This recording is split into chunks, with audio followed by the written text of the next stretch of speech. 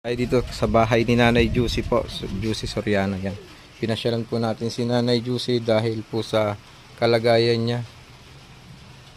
Na-stroke po si Nanay Juicy dahil sa kanyang trabaho. Ako po si Nanay Juicy. Humihingi po ako ng tulong sa inyo para nyo nang awa pambili po ng gamot.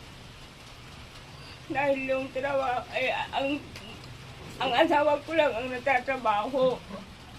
Pa-extra lang. Kaya pag yung sa mga kapatid, mga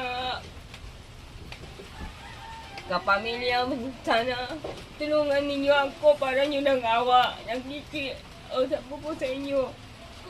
Humihingi ako ng tulong sa inyong lahat.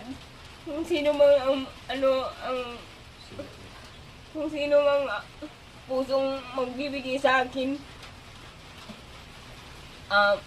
magpapasalamat ko sa inyo para nyo ng awa po. Ayan guys, narinig niyo po yung panawagan ni Nanay Juicy sa inyo na humihingi po siya ng tulong sa inyo.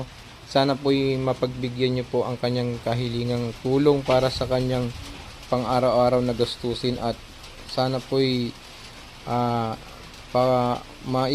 maibahagi nyo kung anong meron man kayo na kahit konting bagay na nanggaling sa puso nyo para kay Nanay Juicy.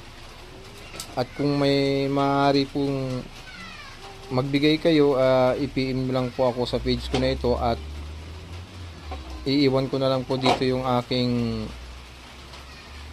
contact number para naman po kung meron kayong gustong ibigay, makakarating po kay Nanay Juicy po yung lahat ng ibibigay nyo, at i-upload ko naman po kung sakasakaling ang tulong nyo ay gusto nyo makita. Ipa-upload ko po para maipaabot ang tulong nyo kay Nanay Juicy Soriano. Ayan guys.